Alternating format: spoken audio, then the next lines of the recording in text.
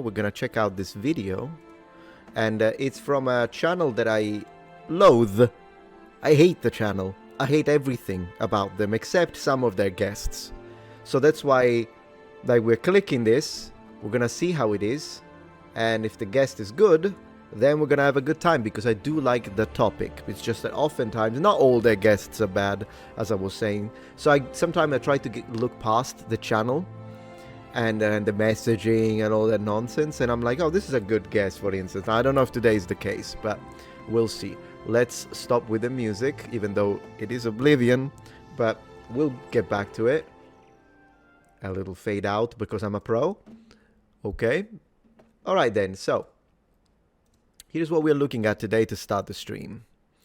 This is a video by the channel Wired. Now, as you know, I've been extremely... What's the word? Gosh, I can't remember the word. When you... Critical. There you go. I've been extremely critical of the content and the stuff that they were pushing. However, this is an interesting topic. Professor answers Olympic history questions. Tech support, Wired. All right, so I don't know how this is going to be, but of course, ancient Greece and specifically the Olympics is a topic that I've researched. So I think it could be a good opportunity to add and maybe kind of evaluate.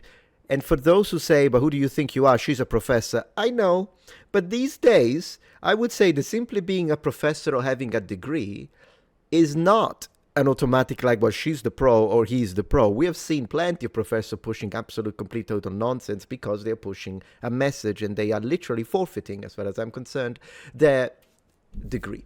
So, yes, I think everyone who has passion and interest should be allowed to see what a big shot professor is saying, because these days you can't trust them just out of the title. Absolutely not.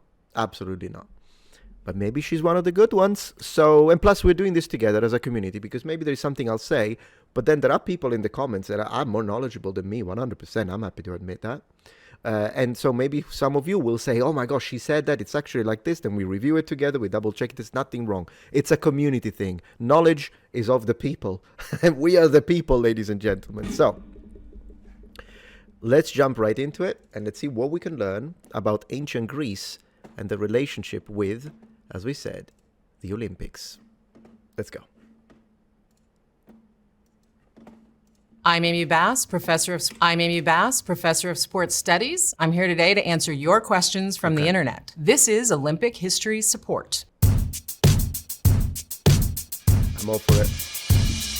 Buckshot0331 wants to know, is the Olympics today the same Olympics that the ancient Greeks did? No. Absolutely not. The antiquity games basically focused on things like running and wrestling, some boxing, some jumping, where we have so many events in the modern games, over 200 countries. We have women competing, almost 11,000 athletes, and I think most importantly in the modern games, the athletes wear clothes. Yeah, I mean, great. Fantastic. I'd like to add that they also had, apart from combat sports that she mentioned, they also had athletics, equestrian events, eventually get added. So it's pretty cool.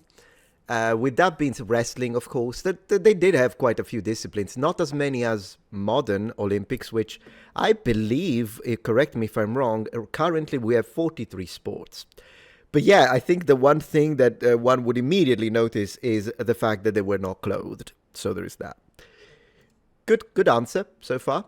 Let's keep going. Alfbridge43 asks, what were the original ancient Greek Olympic sports? Yeah. And the answer to that is simple. It was running. It was a sprint, one race to honor Zeus. Game's over. Well, obviously, she just mentioned all of the other sports that they had. So maybe the way I'm trying to understand the question, that I'm not misunderstanding her answer, they just want to know what the very first, I guess, the very beginning at the sanctuary in Olympia, because that's what we're talking about. And if you're not familiar, we can pull up a map if you want.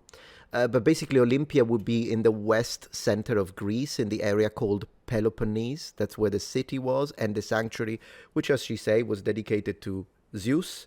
And it's in a region called Elis. Anyways, in Peloponnese, that's where Olympia was. And the very beginning was a race dedicated to honor Zeus. But what's interesting about it is that it was pan-Hellenic. And that's important because basically every Greek of every city-state, because do remember, we don't have a unified Greek at a government level. They were all Greeks at a cultural level. So there was a connection when, for instance, they were being invaded, then there would be a sort of let's say that we are all Greeks then, and let's fight the enemy. But otherwise, they would fight each other, and each city-state had its own governance. We know that. But that was one of those events where, it was pan-Hellenic. Everyone could participate. And they did also do the Olympic Games during war. And if that was the case, the war would be paused. This is how important they were.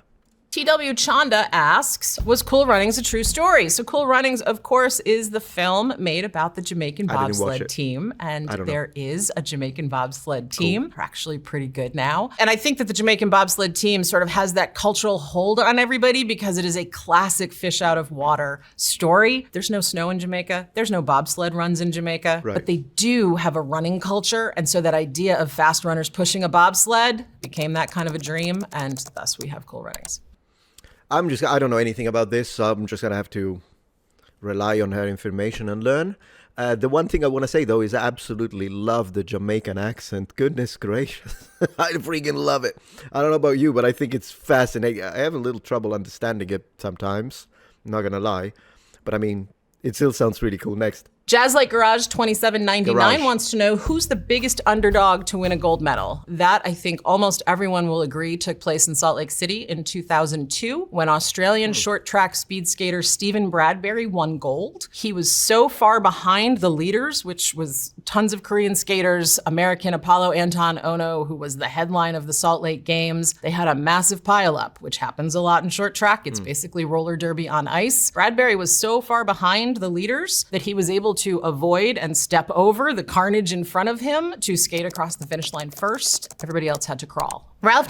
Legend.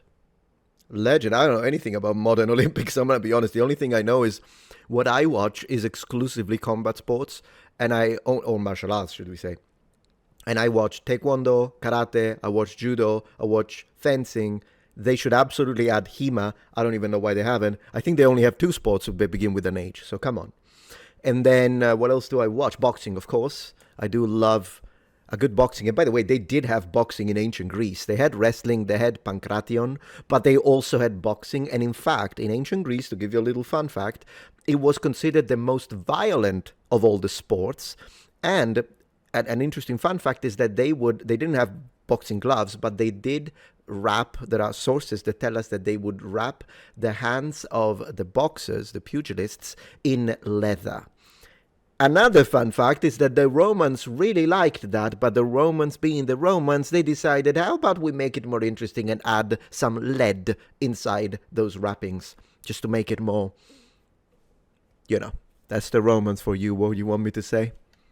I don't know what to tell you. Sue me. It's my ancestors. Sue me. Jenkins 2021 wants to know what Olympic sport is the hardest. I think there's 2 ways to look at it. There's the skill set sports, and then there's just this is a really hard sports. So decathlon, heptathlon, modern pentathlon, sports where you need to know how to do more than one thing and do it really, really well are very difficult sports. And sometimes it doesn't have to be a whole bunch of things. I think biathlon, a winter Olympic sport that combines Nordic skiing and shooting, is a terribly difficult sport. You can't dope for it because anything that you do to make yourself a faster skier is going to hurt you as a shooter. You are racing, and then you have to lie down on your stomach and hit a target. It's very, very difficult. But I think then you can flip to the other side and say, just what is a grueling sport? And I think most people would agree that it's water polo. You can't touch the sides. You can't touch the bottom. You are treading water. You are creating power to score goals with a ball. You are knocking each other's teeth out. It is just an absolutely brutal sport. Are they knocking each other's teeth out? Or is she exaggerating a little bit? Let me see what chat is doing. But so far, I think we're having a good time. I'm going to add something to every of the points. And I love that she's got the little medals. Let me tell you one thing that it's interesting about the medals, and then we reach out. So you know how we have gold, silver, and bronze? Of course, this wasn't a thing in ancient Greece, but I'm sure she'll address it. And she'll tell you what they actually used. I'm not going to spoil it because I want to give her a chance to say it. If she doesn't say it, I'll say it. What's interesting, though, is whenever we look at these, it kind of created a little bit of a color code expectation in our minds as modern men and women. What this means is that we all know what gold looks like. It's this yellowish, right, very bright color. Silver, the gray version of metallic. And bronze, if you look at it, it looks kind of brown, doesn't it? And oftentimes when we imagine the cup as well, the bronze cup, even in video games, when you use it as a trophy, for instance, it's that kind of metallic brown. Thing is, though, period bronze wouldn't have looked like that. Once again, they didn't have medals, but if they did, it would have been interesting because bronze, the color of bronze, as I've talked about on other dedicated videos, I could put some links in the description of the VOD once it's edited.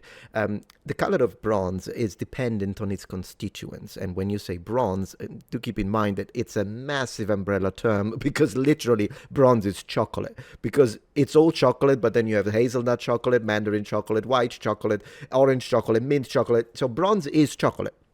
And the color of bronze depends on what you put in it, even though you still call it bronze. We understand it is an alloy.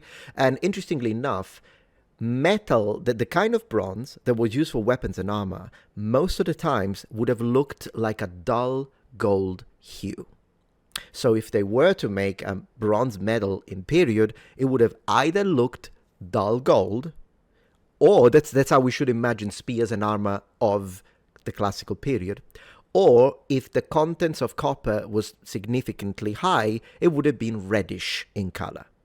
The brownish with a little bit of a hue of red is also a type of bronze, maybe for statuary. And then, of course, bronze will develop a patina, and that's the same for copper. They will develop a patina that protects it from corrosion. In fact, one could say the bronze nor copper, they don't oxidate, and differently, so they don't rust. It's not rust, but they develop this protective patina that's usually either orange or green. And personally, I really love the green one, and that's one of the reasons why the Statue of Liberty is green. It's because originally, since it has a steel skeletal core, but everything outside, all the plating, is pure copper. Originally, it was reddish, like a bright metallic red. If you look at pictures from the 1950s, that's what it looks like. But it rains, and so over time, it developed the green current color. Let's go. Hey, a Quora user asks, when were the first Olympic Games? So that question begs for two answers. The very first Olympic Games were 776 BC in Olympia, Greece. There was one event, a sprint race to honor Zeus. The Olympics we know, 1896, Athens launched the modern Olympic Games with about 14 countries competing in a handful of sports. Yes. Celtic Norse. To add to that, believe it or not, even after Greece became a Roman province, the Olympic Games continued. And do remember that these Olympic Games in ancient Greece, they were systematic. So every 4 years, you would have the Olympic Games. That's how it was. In fact, in a way, we could say that the Olympiad was a unit of time in ancient Greece, which basically was 4 years. Unfortunately, so even under the Roman control, the Olympic Games continued because Rome liked the idea, bread and circuses and whatnot. So the Olympic game continues. There are emperors that at one point, there was one emperor that was thinking, I'm going to behead the head of Zeus and I'm going to swap it with mine, but he died before he could do it. Unfortunately, it's Theodosius I that banned Olympic Games in 393 AD as part of his propaganda campaign. So that's kind of why it was the Romans that make them end. But it is cool that it is modern Greece that really brought them back as a systematic event, which is what it is. And so I just thought I would add that. Man 2 asks, what do the rings in the Olympic flag mean? So the 5 continents? rings in the Olympic flag represent the 5 continents of the globe. And those colors, 5 colors of the rings on a white background, include a color from every flag in the world. I did not know about the color of the flag. See, pretty good professor so far. I did know that they represent the continents. I did not know they tried to get a color from each flag. Very cool, very cool. Cody Taplin asks, how TF is breakdancing in the Olympics. She's right. Breakdancing came and went with the Paris Olympics in 2024. Australia's Ray Gunn making headlines for a less than gold medal performance. And that's part of what the IOC, the International Olympic Committee, does every once in a while to try to attract a younger audience. But it has worked in the past. If you look at sort of the X-gamesification of the Winter Games with things like snowcross and halfpipe, we have seen a rise in those kinds of sort of younger skewed sport. It was. Please do not do a TikTok competition. Who can doom scroll the longest before fainting? Please don't. We don't need that. We absolutely don't. If anything, bring in HEMA. Okay, I'm absolutely a supporter of that idea. And then, what else could we bring, guys? I'm not sure. StarCraft 2? To try to, create the success of the urban vibe that skateboarding brought with its launch in Tokyo, but I don't think it was terribly successful. No. Zizbird asks, who is the Winter Olympics GOAT? There's two ways to look at that. You could do total accumulated medals. Marit Bjørgen, Norwegian cross-country skier, 15 total medals, most decorated in a single Olympic Games, 1980 Lake Placid, Eric Heiden for speed skating. Or you. Man, that guy looks so 1980. Look at the hairstyle. He looks so 1980s, and I mean it as a compliment. Oh, and I'm, of course, covering it. Genius streamer. That's me. Yeah, that's 1980s, all right? Or you can look at what's still to come. We have GOATs in our midst right now. Michaela Schifrin as a slalom skier, the winningest World Cup skier in history. We have Chloe Kim looking to just continue to be unbeatable. Snowboard halfpipe. Man, look at that medal. Keep your eyes peeled. There's GOATs coming. Shadis X wants to know, what prompted the restart of the Olympics in the late 1800s? So the launch of the Olympics in 1896 was the brainchild of Baron Pierre de Coubertin. And he was a sport enthusiast who wanted to bring together the children of the world, understanding that sport was a unifying agent, physical fitness was important, and thus he wanted to relaunch it as a global event. It was a unifying agent even in ancient Greece for the aforementioned reason that it would become Pan-Hellenic. So that was true then, I guess it's true now. I think one difference, since at the very beginning, it just came to mind now, but at the very beginning when they asked, are they the same thing? And she's like, no, they're different. I mean, it's obviously the same core concept, but they're different because of this, and that. Another difference is that in 1970s, before the 1970s, amateurs could participate too. It's after, if I'm correct, it's after the 1970s that becomes a thing for professionals only, which I thought was interesting. When it comes to ancient Greece, it's kind of difficult to decide who's a professional in that environment, but it is true that anything that would involve equestrian skills, including chariot and charioteers, would have been mostly upper class only. Unless, I think at one point they do develop the concept of we can pay someone to train. But then again, still, at least in its early concept, chariot racing, it was for the elite. So in a way, we could say that you had to, also because do remember that the people that could win in ancient Greece would win reasonable amounts of money. So there was an incentive to sort of train like a pro because you could make good money. Not sure if it's generational money, but definitely good money. Mr. K Wisconsin asks, whoever developed the modern pentathlon was definitely high when they did so. Not so much a question, more of a statement. Yeah. A pretty accurate one. Modern pentathlon was the brainchild also again of the modern Olympic founder, Baron Pierre de Coubertin, and he wanted to bring together a range of skills that personified what he thought a modern soldier needed to be able to do. It's varied over its history: fencing, equestrian, running, shooting, swimming. Sometimes it takes place over 3 days, sometimes it takes place in 1 day, sometimes they have time limits of 2 hours. And one of the keys to being successful at modern pentathlon, you have to be really good at all of those different things. Which is cool because even the ancient Romans, when you look at the reports, either by reading Vegetius or several other either directly military commanders or, like in the case of Vegetius, he wasn't in the military, but he was friends with people in the military, so he kind of had a lot of second-hand information that came from accurate sources. Not everything is accurate from Vegetius. We do need to read it with a pinch of salt, but one of the things he says is that the Romans, of course, they trained in combat. They also trained at the stake to develop muscle memory, generally speaking, and muscle development, stamina. But again, for the stamina part, not only they marched a lot, but they swam. So swimming was one of the components or activities that were part of what a soldier was supposed to do, which, being the complete sport that it is, it makes sense. It does really make sense, because the Romans had to be in like super fit. Brisbane 2032 asks, when did the Olympics first award gold, silver, and bronze medals? And that's a great question, because it did not happen at the first modern iteration of the Games. It was 1904 in St. Louis, where gold, silver, and bronze medals were awarded. The ancient Greeks did not do medals. They did wreaths. Wreaths. She's absolutely right. Just to add, olive wreaths, if we're going to be specific. And by wreaths, we mean when you put all the green... Again, wreath, I don't know well, that's the word.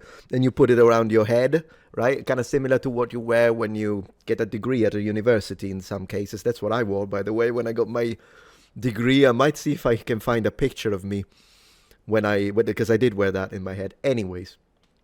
Yeah, so I think the idea of gold, silver, and bronze medal is fantastic. It's great.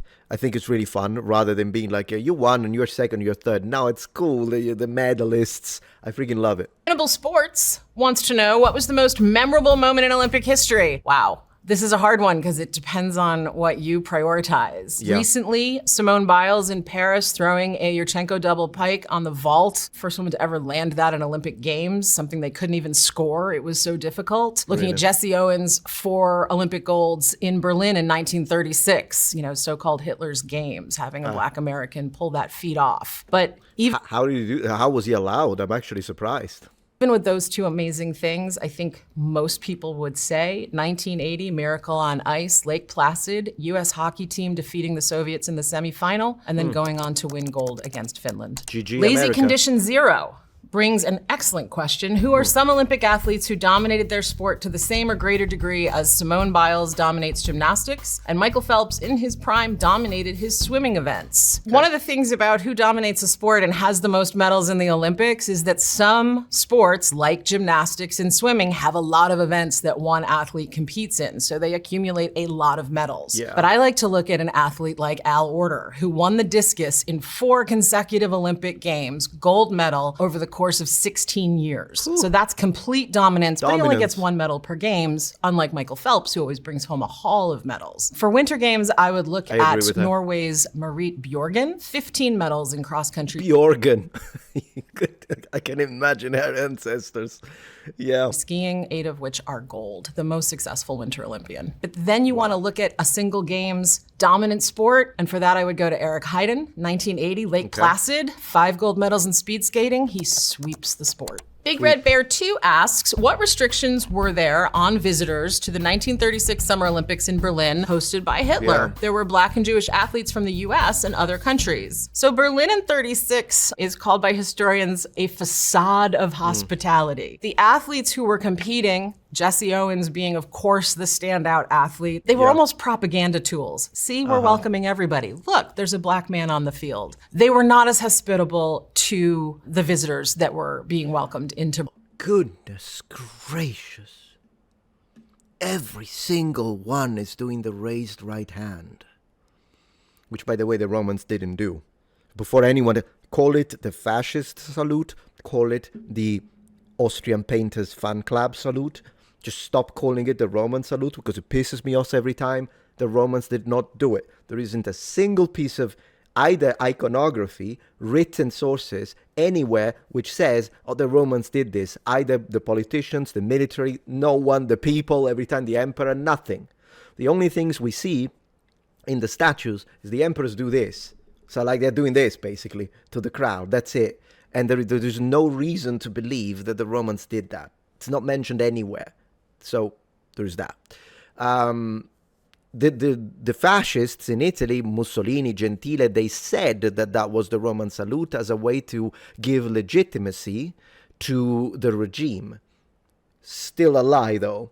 What's interesting is that this level of uniformity of thought, it's exactly what you see in fascist regimes. There is no diversity of thought. There is no market of ideas. There is no individual. That is one of the things that Mussolini preached and Gentile wrote. Well, Mussolini wrote it too. He says there is only the state, and then the individual is allowed to prosper within the state as long as whatever he does is in the benefit of the state. There is no individualism in these kind of totalitarian regimes, exemplified by the ones we had to deal with in the 20th century European history. And when I say European, I'm going to add the Soviets too, because it's not like the USSR wasn't also a frigging hellhole. But yeah, it's still, when I see this, that's what having read the words of Mussolini, when I see this, that's what I see, the lack of the individual. There's no individuality whatsoever. There is just the state. That's it. Berlin. So a lot of folks experienced discrimination and hostility upon setting foot as an Olympic spectator in Berlin. I can imagine that, yeah, for sure. Yeah. We have a Quora user asking, what is the oldest unbroken Olympic record as of today? And that one was set in 1968, Mexico City. American long jumper Bob Beamon is the first human to break 29 feet. Mike Powell did break that record for a world record in 1991, but no one has ever jumped further at an Olympic Games. It is good to put a little tiny asterisk next to that, because the Mexico City Olympic Games took place at altitude, and that literally enabled people to fly. Major spiritual, 1960. I wish she explained that from a physics perspective, because I haven't got a clue what she means by that. 3 asks, what was the greatest opening and closing ceremony in Summer Winter Olympics? I think Summer Olympics almost always have the edge on this. Winter Olympic opening and closing often take place outside in winter, which limits a lot of what they can do, which isn't to say we haven't seen some spectacular. The opening ceremony in Vancouver, for example, was absolutely a beautiful tribute to Canadian heritage. I think in terms of spectacle, however, Beijing 2008 is going to win, just for the absolutely unprecedented synchronicity that we saw, the tales that came out afterward. Actually, now I remember this. Yeah, it was spectacular. We did watch a little bit of this, and then I got bored and I went to, I think, play a video game or something. But yeah, very cool. You know, performers under the stage for umpteen hours wearing diapers to keep them there. So once we learned how they did it, I think it became a little bit less glitz and glam. But when Beijing 2008 happened, it absolutely blew every other opening ceremony off the water. I would also say that we have poignant moments in opening and closing ceremonies, really beautiful moments. And for that, I'm going to go to Atlanta, 1996, where we see Muhammad Ali take the torch from swimming legend Right, the legend himself, right? Muhammad Ali, goodness gracious. Of course, you know that Bruce Lee was a massive fan, we could say, of Muhammad Ali. Evans, and Muhammad Ali lights the cauldron and stands before the world with the Olympic flame over his head. There was not a dry eye in the house. Cool. BKA004 asks, what's an unlikely sport that could now have a shot at being an Olympic event? Let's go. Olympic events come and go. They can depend on the host country and the culture of that. So if it's in Italy, can we have like a pasta event? Who can make the best pasta? The longest spaghetti that don't break. Country. We see flash in the pan sports like breakdancing in Paris. We see new sports emerge, flag football in 2028, Los Angeles. That's not an accident. The NFL is very excited about the growth of flag football in the United States, particularly on the girls' side. And then you have new sports like Milan Cortina. We're going to see ski mountaineering, where we're going to be watching people running up a mountain with their skis and then skiing down. You watch that. Maybe the skiing down. The going up, I'll skip it. But the other one, what I'm not going to skip is saying massive thank you to Geeky Carly for subscribing with Prime. We just hit 83, maybe 84. I think it needs to update. It's going to update in a second. Thank you so much. We're getting closer to the goal. Thank you so much, guys. I really appreciate that. We're starting strong today. On it. So never say never pretty much for any never sport. Say never. Kangaroo Key 2017 asks, what age were you when you realized that curling is the best sport in the world? I've always known that. We identify with curling because it looks like something we can all do. Those athletes look like us, which isn't to take anything away from their skill and athleticism. You have to remember that everything a curler is doing, they're doing on ice. And they're the ones that do this because they need to make it polished for the little weight. Yeah, I've seen that. I've actually seen a funny thing. I believe it was AI, but it was funny nonetheless, I have to say it, because it was curling, but instead of the weight, it put a cat. So the cat is like being there waiting as it's moving, just nonchalant, and then people are like, oh, the cat. So that was funny. That was nice to see. Yeah, there we go. It did update. It's 84 out of 90. Really, really nice. Really nice.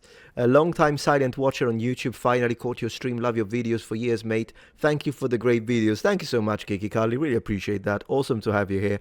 Do remember that I stream every day, Monday to Friday. As you can tell, the time is expressed in the title. And yeah, hope to see you again. Become a regular. Why not? Pasta quality contest. That could be interesting, but then only Italians are going to win ever. Always. Don't even care. So maybe it should be something else, because if it's pasta quality, what's the point? What's the point? What is the point? Anyways, let's go. Not falling down, and they're getting a relatively small object into a relatively small space over a relatively large expanse of ice. Cat. MCQ 101 wants to know, when were women first allowed to compete in the Olympics? Yeah. Women launched their careers as Olympians in 1900 at the Second Olympics. That is impressive, because it's before all the stuff that happened in the 60s. That's insane. Were 5 sports, the usual suspects for what's okay for a woman to do, things like tennis. We didn't see distance sports for women in the Olympics until much later. Actually, distance sports were banned for women starting in 1960 after a completely fabricated story about women passing out during the 800 meters ripped headlines. And we're not going to see an Olympic marathon for women. So fake news, basically. We got fake news. You know what's crazy? I personally don't. I think a woman should be able to compete in any sport. It just makes sense that you don't put them against men, though. It is what it is. Because if you do, they lose. Of course, you're going to have the occasional outlier, but good luck doing an MMA cage fight, or even taekwondo. Maybe karate point, simply because, I mean, karate point is different from like full contact. So, you know, when you hit, you get the point. But then again, if she still gets hit with a mawashigeri in the face by a dude, she still got us. But she could win with the points if he doesn't hit, maybe. But if it is traditional karate, I would, yeah, my money's on the guy. Maybe karate point, maybe. But yeah, no, in general, I have no problems with it. Just make it make sense, though. You can't put 2 boxers, and one is a guy and one is a woman. It's just the reality of fencing is another one that is fine. Shooting too. I think it depends. It depends if there is a strong competitive element that is literally based on differences of body mechanics. It would be, that's why if you have difference in weight categories, right? You can't put a featherweight against a heavyweight in boxing, can you? Well, then the same logic should be applied between different sexes. It is what it is, right? Because otherwise it's the same thing. It literally is the same thing, if not worse. So that's the thing. But anyways. Until LA 84. Women are now dominating a lot for the US team, but it has been a journey. Biz Bastard wants to know, why is Fosbury Flop the most efficient way to do high jump? Well, when Dick Fosbury launched that flop very successfully, everyone thought it was kind of nuts. But really, it's a simple physics equation where Dick Fosbury was raising the center of his body and lowering the rest of it to create the arch over the bar. Before Dick Fosbury, high jumpers looked face forward at the jump. Fosbury turns the vertical into a horizontal, and that was a more efficient and better way to jump. That is crazy. But you know what it reminds me of? It reminds me of when you have like a video game, and then the developers, the programmers, they program it and code it in a way that they intend it to be played. But then you've got the pro gamers, and they always come up with things that even the people that coded the game didn't know that could have been done. And so this kind of reminds me of this. So whoever invented the sport was thinking this is their technique, but then one of the pros that actually spends time physically becoming one of the best in that environment ends up figuring out things that you can do that even the people that invented the sport couldn't even think of. It's the same thing, isn't it? It's basically a good analogy for what really happens in these situations. Thank you so much, the sub guy 734, for subscribing. They have subscribed for 2 months. Man, you are the man. You are the man, my friend. And that brings us up to 85. 5 to go. Let's go. Additional Sky 7436 asks, what historic Olympic team was the best basketball team? So I think the obvious answer here for almost everybody is the 1992 so-called Dream Team, the USA basketball team that was just stacked with NBA professionals. But I'm going to counter that a little bit. Take a look at the women's side. From Atlanta to Paris, they're undefeated. Gold medals across 10 games. That is a dynasty that should not be questioned in basketball. Ace of Hearts 2022 asks, how in the world could the Munich Olympics keep going on while a massacre was taking place? So this question refers to the hostage situation with the Israeli team by the Black September movement in 1972 at the Munich Olympic Games. There was a pause in competition, but IOC President Avery Brundage, a businessman from Chicago with, I would say, interesting political views, issued his famous statement of the games must go on, and thus the games did. Vera. I have no idea about that, so I can't really comment on it. If there is, here's the thing though, there is always a massacre going on everywhere. It's just that there are massacres that, I'm just going to say this, there are massacres, wars, and incidents that become prevalent in the media because of political interests, because of local interests, and because of bias, let's be honest. And so at the end of the day, we couldn't do anything. We would have to stop all of the video game competitions. We'd have to stop chess tournaments. You're playing chess while there is a genocide going on, right? But there has been a genocide like in Armenia, in other areas, or like in the southern section of Africa that you don't care about. Or there is always going to be terrible events. And before anyone says, yeah, but what about wars? One reality, at least of the West, is that we seem to care about the wars that include us. But there are always wars in some areas of the world because as a species, we just don't know how to be peaceful. And so why do some wars should be elevated into a situation whereby everything needs to be stopped? You can't do anything. What are you doing? You're having a picnic with your family while there is a genocide going on. Like, first, it doesn't help because you're cringe. And so I'm someone who can use still reason and logic. And even though emotionally you're making me cringe, I can still care about the victims of any war and sympathize towards the innocents that are dying, regardless of skin color, side, and whatever the heck. And divide it while I cringe at you because you're certainly not helping. In fact, you're using it as a way to stop other people's opinions. That's really what's going on. It's a manipulative tactic. But really, why aren't the people dying in others? Like, again, all the Christians in Nigeria that have been systematically eliminated by the Islamist regime, and nobody cared about those. You still played whatever the heck you wanted. So what is it? The numbers? Is it because they're what is it? Is it because they're Christians? Well, then again, they're black. So even from a kind of left-wing perspective of politics, if you look at it, and you're like, I don't care about the oppressors, I only care about the oppressed. Well, now you have a problem. It's going to have a short-circuiting because they're black, which makes them oppressed, but they're Christians, which makes them oppressor. Which one? You know what I mean? So I think the world should continue to go on. We should care about innocence and people that don't deserve, and if there's anything we can do to help, good. But at the same time, I hate it when people weaponize that kind of feeling and natural empathy that as humans we have, and that makes me cringe. I don't know what to say. Thank you so much, the sub guy. Well, we need a W in chat here because you just made us hit the goal. Thank you so much, my friend. 5 tier 1 subscriptions on Twitch. Man, this is fantastic. W in chat for the sub guy, for making it happen. Thank you so much, my friend. So now, I think if this continues like this, safe to say we're going to go above the sub goal today. So really appreciate that. Thank you so much, my friend. I really appreciate it. Thank you for your generosity. Yeah, I agree, Cold Jungle Media on Rumble. 100% I'm with you. 100%.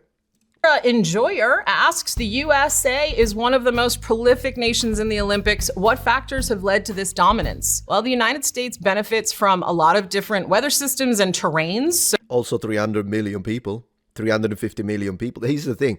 The USA has half the population of Europe. Europe is around 700 million, but that's how many countries? So, of course, As a single country under one flag, you can draw from a pool of over 300 million people, whereas, for instance, Italy draws from a pool of 70 million, just to say one country. And that's important also when we look at any form of statistics, because sometimes it should be treated differently. You should really treat the United States of America, when you look at statistics and numbers, as half of Europe. You really should. So that's why sometimes even people that talk about like crime rates or look at the number of crimes that occur while using firearms, for instance, and then they take the US and they compare it with Sweden. You shouldn't compare it with Sweden, though. The population samples, of course, still the US is going to have a higher number, 100%, but you're not being fair. You need to compare it with a bunch of countries and possibly selecting countries, some that have a higher crime rate and a higher level of poverty, to kind of mimic some of those areas of the US that, of course, the crime rate is going to be higher due to economic backgrounds. And then you can take some countries like the Nordic countries that tend to have a lower crime rate and compare those with those areas like, I believe, is New Jersey one of the places that have a very low crime rate. And only then, at a similar sample of similar population cluster sample in terms of raw numbers, and then at least similar economic conditions, only then can you tell me that we have this number of crimes reported with firearm usage, and then we have this number of crimes in these countries. Now we can have a discussion. But every time that a discussion like this is comparing Denmark with the entirety of the United States of America, the premise is false, and therefore what you're doing is once again manipulation. And that's just how it is. And I would be open to have the discussion. It's just that it needs to be based on something real. Thank you very much, Roy Rat on Rumble, for gifting a subscription to the real Metatron on Rumble. Really appreciate that. Thank you so much. Maybe every state should have their own Olympic team. You know, that would be really cool to see, to be honest, considering the fact that it is European Union. So that makes different kinds of sports part of the menu in the United States. It is a sports-crazed country with a lot of well-endowed professional leagues. And we also have this thing called the NCAA. So intercollegiate sport in the United States, which brings a lot of athletes from around the world to play competitively, is a massive training ground for future Olympians. You know what? I think this was a decent video. I didn't see any politics. I didn't see any message that I could note. I just saw information. She answered very professionally.